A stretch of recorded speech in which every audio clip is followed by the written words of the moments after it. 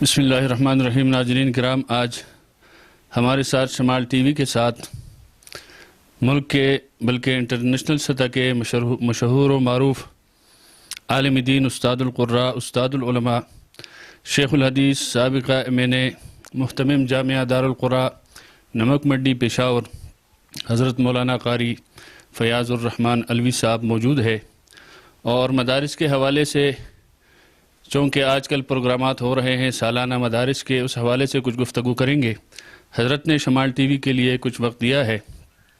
یہاں حضرت مفتی سیف الرحمن صاحب کے ادارہ ابو بکر مسجد نڑیاں ابٹاباد میں تشریف لائے ہیں۔ سالانہ پروگرام ہے کتاب انقلاب کانفرنس کے حوالے سے، تو حضرت سے کچھ سوالات ہم کریں گے مدارس کے حوالے سے، اس بارے میں جانتے ہیں کہ مدارس کا اس وقت کیا کردار ہے، مدارس کیا کر رہے ہیں، اس سے گورنمنٹ سطح پہ یا عوامی سطح پہ یا علماء مطمئن ہے نہیں ہے۔ حضرت آپ سے پہلا سوال یہ ہے کہ اس وقت جو پروگرامات ہو رہے ہیں ملک بھر کے اندر، آپ وہاں تشریف لے جا رہے ہیں اور وہاں مختلف مدارس مختلف پروگرامات میں آپ بیانات بھی کر رہے ہیں، تو اس وقت مدارس کی جو کارکردگی ہے اس سے آپ مطمئن ہیں؟ کیا انہوں نے مدارس کی کارکردگی سے آپ مطمئن ہیں؟ بات یہ ہے کہ یہ مدارس یہ کب سے وجود میں آئے؟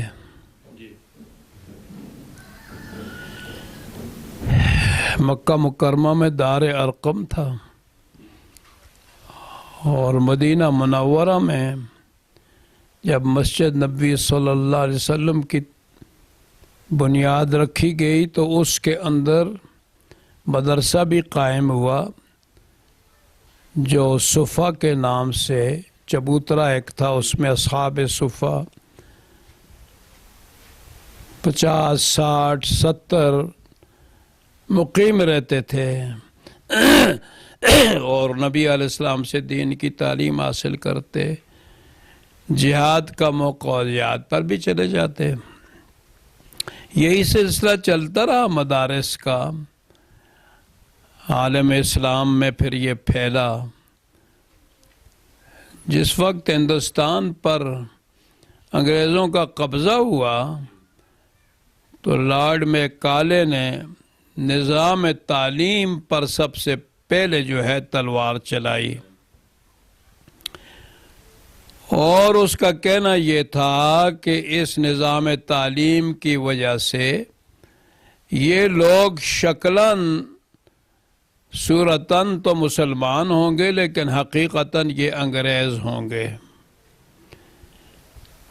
اس وقت علماء کرام نے ضرورت محسوس کی تو پھر الگ سے یہ تعلیمی دینی سلسلہ جو ہے دارالعلوم دیوبند کی صورت میں، اور پہلے نظامیہ کا وہ سلسلہ تھا، اور پھر یہ باقی جو مدارس دہلی میں دوسری جگہوں میں بنے ہیں، تو وہ سلسلہ آج تک قائم ہے۔ پھر ایک دور آیا کہ مدارس کے خلاف ان لوگوں نے کوشش کی کہ کسی طرح ان کو کمزور کیا جائے، تو اس پہ پھر حضرت مفتی محمود صاحب رحمۃ اللہ علیہ کا دور تھا، وہ وہاں شیخ الحدیث تھے، اور وفاق المدارس عربیہ وجود میں آیا، تو ہم لوگوں نے بھی اس کے تحت امتحانات دیے۔ میری اپنی جو دورہ حدیث کی سند ہے اس پہ مفتی محمود صاحب رحمۃ اللہ علیہ کے دستخط ہیں، مولانا یوسف بن نوری رحمۃ اللہ علیہ کے دستخط ہیں، مولانا عبدالحق صاحب رحمۃ اللہ علیہ کے دستخط ہیں، اور جن سے میں نے بخاری پڑھی تھی مولانا ایوب جان بنوری محتمم دارالعلوم سرات تھے، ان کے دستخط ہیں۔ تو الحمدللہ یہ بہترین نظام چل رہا ہے۔ ابھی ہمارے ہاں دارالقراء مرکزی میں سینٹر تھا اور اس کی مجھے تصویریں بھیجی ہیں. طلباء امتحان دے رہے ہیں, شاید آپ تک پہنچی ہوں, نہیں تو میں آپ کو دے دوں گا. تو ایک بہترین نظام چل رہا ہے جو کہ کالجوں یونیورسٹیوں سے زیادہ بہتر سسٹم ہے. اور میں نے چونکہ دونوں لائنوں کی تعلیم حاصل کی ہے, میں نے پشاور یونیورسٹی سے ایم اے اسلامیات کیا, میں جامع ازہر میں پھر گیا, میں نے دارالعلوم دیوبند سے حضرت مفتی سعید احمد پالنپوری رحمۃ اللہ علیہ سے, میرے ساتھ مفتی احمد الرحمن صاحب تھے اور مفتی انور شاہ صاحب, اور ہم نے وہاں حدیث سن کے دارالعلوم دیوبند سے بھی سند لی ہے. لیکن وہی سلسلہ وفاق المدارس کا ایک بہت ہی احسن طریقے سے چل رہا ہے اور ہم اس کے ساتھ منسلک ہیں, کوئی ہمیں تکلیف نہیں ہے. باقی یہ کہنا, میں قومی اسمبلی میں رہا ہوں, میں تو اکثر کو جو یہ کالجوں کے پڑے ہوئے لال بجکڑ سمجھتا تھا. آج بھی آئیں, کوئی ہمارے ساتھ کسی موضوع پر بات کریں, ایسی بات نہیں ہے کہ یہ لوگ پیچھے ہوں. دوسرا سوال یہ حضرت آپ سے کہ مدارس جو ہے اس وقت یہ اپنی مدد آپ یہ سارا سلسلہ چلا رہے ہیں, تو اس میں اگر گورنمنٹ اس کو سپورٹ کرے تو اس کو آپ کس نظر سے دیکھتے ہیں؟ جبکہ یہ حال ہی میں کچھ عرصہ پہلے گورنمنٹ کی کوشش تھی کہ یہ وزارت تعلیم کے ساتھ منسلک ہو تو ہم سپورٹ کریں گے, تو اس حوالے سے آپ کیا کہیں گے؟ دیکھیں, جہاں تک عصری تعلیم کا تعلق ہے, میں تو قائل ہی نہیں ہوں کہ یہ تعلیمیں جو ہیں دینی تعلیم الگ ہے اور باقی جو یونیورسٹیوں میں میڈیکل کالج, انجینئرنگ کالج یہ اسلام سے باہر ہیں. میرا تصور تو یہ ہے کہ الحکمت ضالۃ المؤمن, حکمت جو ہے وہ مومن کا گم شدہ مال ہے. یہ حکمت ہی کے تحت یہ سارے ادارے آتے ہیں. میں جامع ازہر میں رہا, وہاں ایف اے تک تعلیم جو ہے وہ تو ہر مضمون وہاں پڑھایا جاتا ہے, لیکن ایف اے کے بعد پھر تخصص ہے ہر ایک کا, جون سی لائن بھی لینا چاہتا ہے وہ اس میں چلا جاتا ہے. میں سویس سے سفر کر رہا تھا قاہرہ, تو ایک خاتون, حالانکہ وہ نیم برانہ تھی, گاڑی میں وہ بیٹھی تھی, تو اس نے کہا کہ میں کچھ سوالات کرنا چاہتی ہوں آپ سے. تو اس نے مجھ سے ایسے سوالات کیے تفسیر کے اندر کہ میں ہکا بکا رہ گیا. تو میں نے اس سے پوچھا, انہوں نے کہا وہ زمین جس پر صرف ایک ہی دفعہ سورج طلوع ہوا ہے, قرآن میں کون سی آیت میں ہے؟ اس طرح کے سوالات کیے. پھر میں نے جب اس سے پوچھا تو اس نے کہا کہ یہ سارا کچھ میں نے ایف اے تک جامع ازہر میں پڑھا ہے, اور ایف اے کے بعد جو ہے وہ میں نے میڈیکل لائن اختیار کی ہے. تو ہمارے ہاں سکولوں میں پڑھایا جاتا ہے. ہمارے ہاں تو ابتدا سے سکول کی الف بے سے پہلی کلاس سے ہی نام ہے صرف اسلامیات کا, اختیاری کے نام سے ہے کہ مرضی ہے, پڑھے نہ پڑھے تو وہ بھی اختیاری, اور جو ہے نصاب ہے وہ بھی ایک مسلمان کے بچوں کے لیے جو ضروری ہے وہ نہیں ہے. تو اس لیے ایسا نہیں ہے. ہمارے ہاں اکثریت طلبہ پہلے تو آتے ہی داخلے کے وقت ہی میٹرک تک تعلیم انہوں نے اسکولوں میں حاصل کی ہوتی ہے، اور بعض ایف اے ہوتے ہیں، بعض بی اے ہوتے ہیں۔ میں نے اپنے بے شمار شاگردوں کو ادھر قرات میں تمام قرات پڑھائیں، دورہ حدیث بھی پڑھایا، اور ایم اے اسلامیات کرا کے اسلامک یونیورسٹی اسلام آباد میں داخل کرایا۔ میرا اپنا بیٹا احمد علی جو ہے اس نے نیو ٹاؤن میں کراچی میں دورہ حدیث کیا، پھر اس نے بی اے کیا اسلام آباد سے اسلامک یونیورسٹی سے، پھر اس کے بعد ایم اے کیا، پھر ایم فل کیا، پھر اس نے پی ایچ ڈی کیا۔ میری بیٹی اس نے دورہ حدیث کیا، وفاق المدارس سے فاضلہ ہوئی، پھر اس کے بعد اس نے پی ایچ ڈی کیا۔ میرے سارے اپنے بچے جو ہیں وہ تو دونوں لائنوں پر تعلیم ہے ان کی، اور میرے شاگردوں کی بھی ہے، باقی مدارس میں بھی اسی طرح ہے۔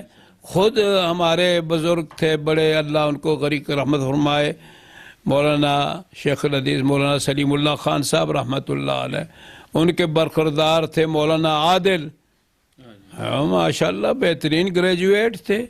مفتی تقی عثمانی صاحب کو دیکھیں، خود تفسیر لکھی ہے۔ تو یہ لوگ ایسے پروپیگنڈا کر رہے ہیں کہ بھائی یہ کی طرف کے ہوتے ہیں، فلاں ہے، یہ ہے، وہ ہے۔ ہماری لائن میں ہمارے مدارس کے پڑھائے جاتے ہیں، بے شمار فضلاء جو ہیں وہ ججز ہیں، وہ کلا ہیں۔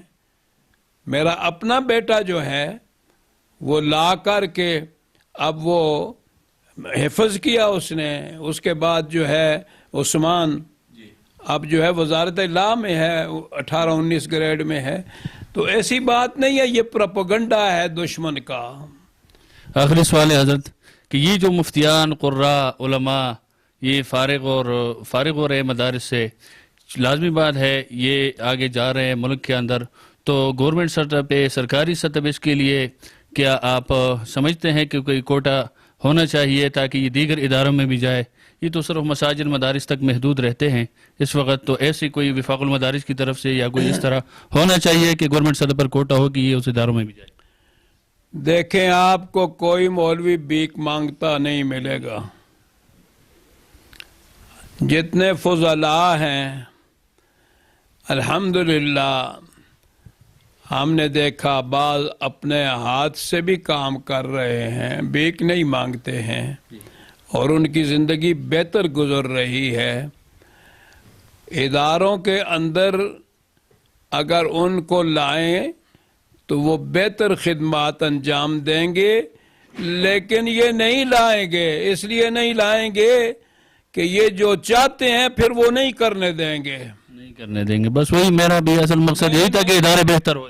میں نے جو سڑکیں بنائیں، آج بھی میں جس سڑک سے آیا تو میرے ساتھ وہ باڈی گارڈ تھے، ڈرائیور، ان کو میں نے کہا یہ سڑک جو ہے یہ دیکھو 2002 کے بعد بنی ہے، 2003 میں، اور اب 2025 ہے، اس کو اتنا فرق ذرا سا بھی نہیں پڑا۔ بس یہی چیز ہے نا، یہی فرق ہے اس تعلیم کا اور اصلی تعلیم کا۔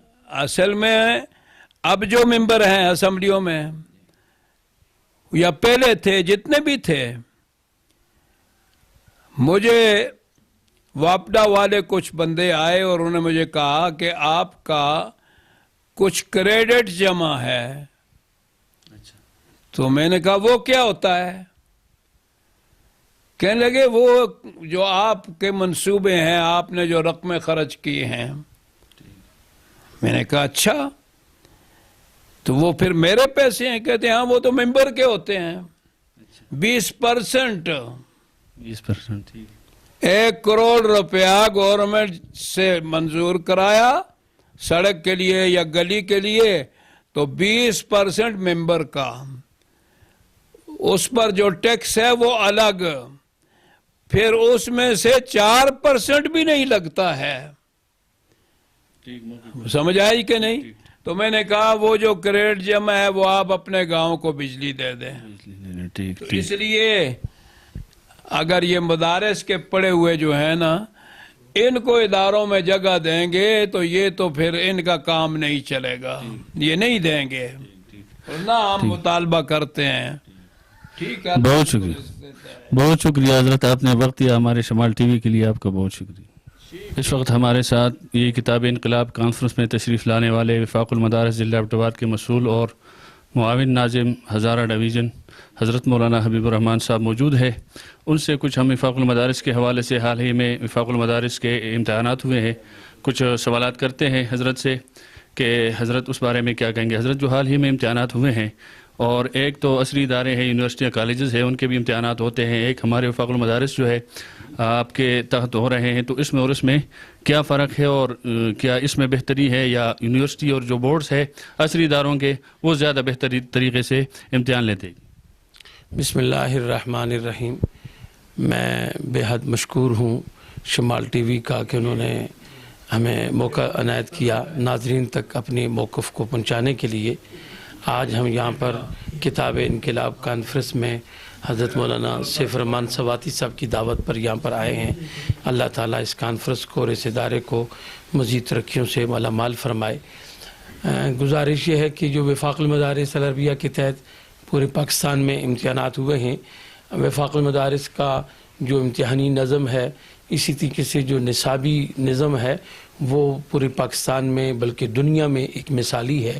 اس بورڈ, یہ ایک پہلا بورڈ ہے کہ جس بورڈ صوبائی بورڈ نہیں ہے بلکہ یہ بورڈ ملکی بورڈ ہے.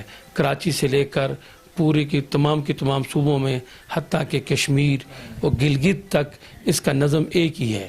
اور اس کے جو پرچوں کا نظم ہے, یعنی جس کو کہیں نصاب, اور اسی طریقے سے جو مقابلے کی آپس میں جو طلبہ کے درمیان مقابلہ ہوتا ہے وہ ایک ہی پرچہ ہوتا ہے. جو اگر کراچی کا یا پاکستان کا کوئی بڑا ادارہ, بڑی اسلامی یونیورسٹی کے اندر جو بچہ پرچہ دے رہا ہوتا ہے مقابلہ کے لیے کسی بھی درجے کا, تو ایک دیہات میں اگر کوئی سنٹر موجود ہے تو وہ بھی اسی پرچے کو امتحان وہ بچے اور بچیاں دے رہے ہوتے ہیں.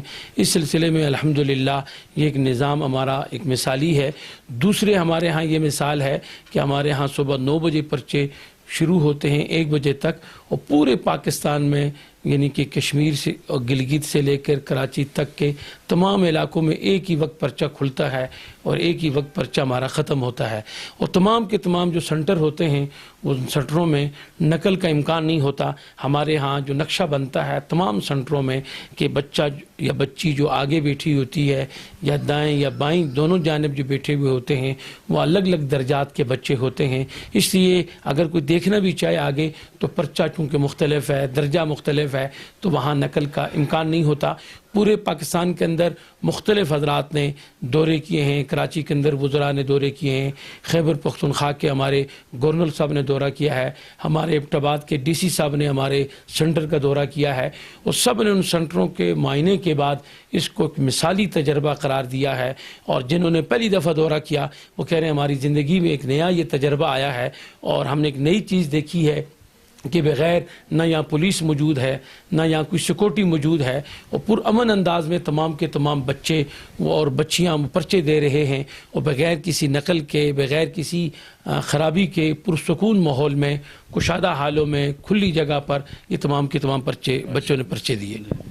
بس آخری ایک سوال حضرت سے بھی کیا تھا میں نے کہ وفاق المدارس کے سطح پر یہ جو فضلاء ہے, یہ جو امتحان دے کر دورہ حدیث کے مفتیان کرام, اس کے لیے کوئی وفاق المدارس نے گورنمنٹ سے بات کی ہے یا ہے باقاعدہ کوٹا سسٹم کے کالجوں کے اندر, یونیورسٹیوں کے اندر باقاعدہ علماء مفتیان جائے اور وہاں بھی اپنا کردار ادا کرے؟ دیکھیں یہ ملک اسلام کے نام پر بنا ہے, اور اس ملک کے جو فاضلین فارغ ہو رہے ہیں, کچھ یقیناً ہمارا جو ایم اے کی مساوی سند ہے اور مختلف جگہ کوٹے موجود ہیں, لیکن میں یہ سمجھتا ہوں, میں بحثیت اپنے ذاتی ایک مطالبہ کرتا ہوں ریاست سے کہ ریاستی اداروں کو چاہیے کہ وہ ان افراد نے جہاں بھی گئے ہیں ایک مثالی کردار ادا کیا ہے.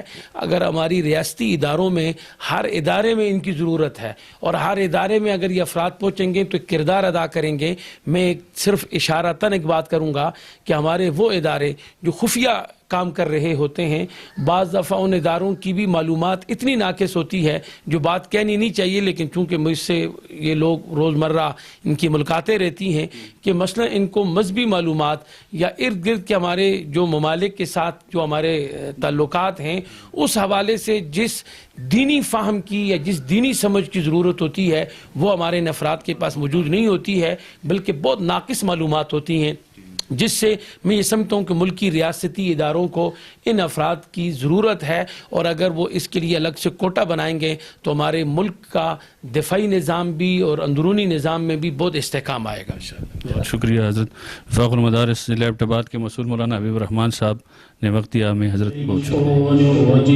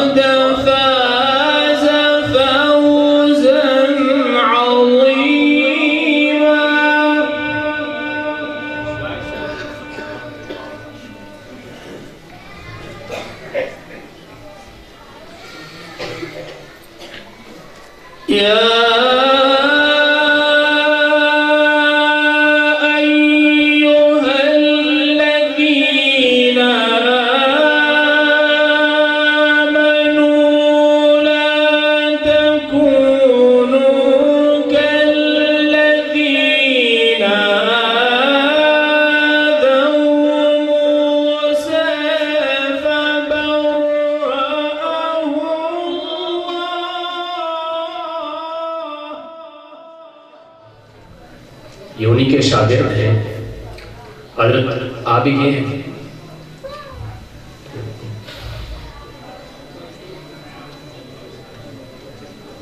راستہ دے دیں، ایک آدمی کے گزرنے کا یہ راستہ چھوڑ دیں۔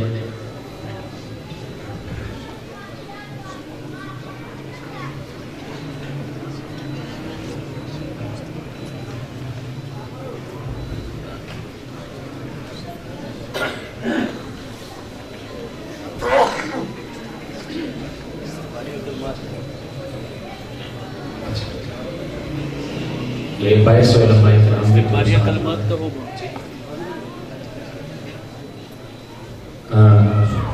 یہ گلشن آج جن کا یہ جو فیض پھیل رہا ہے وہ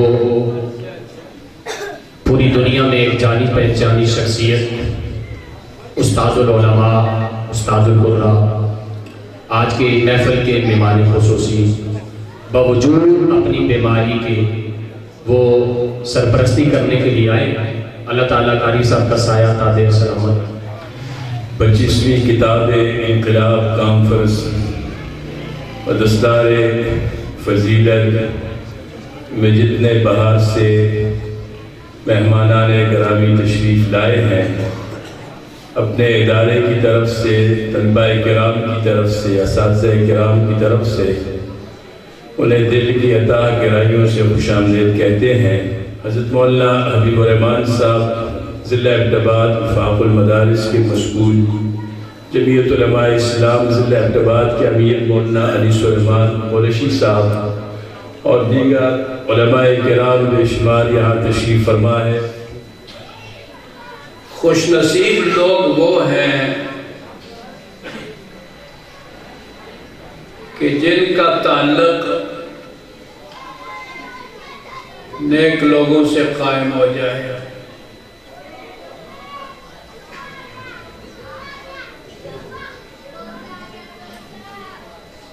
دارالعلوم دیوبند کے صدر مدرس مولانا یعقوب رحمت اللہ علیہ ایک موقع پہ بیٹھے ہیں اور ایک شخص سنترے بیچ رہا ہے، یہ جو جن کو آپ کنو کہتے ہیں، اور وہ آواز لگا رہا ہے، اچھے سنترے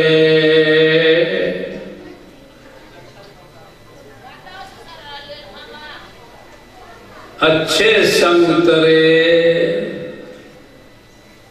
تو مولانا نے کہا کہ ایک اور دفعہ کہو، پوری کیف سے کہو۔ تو اس نے کہا اچھے سنترے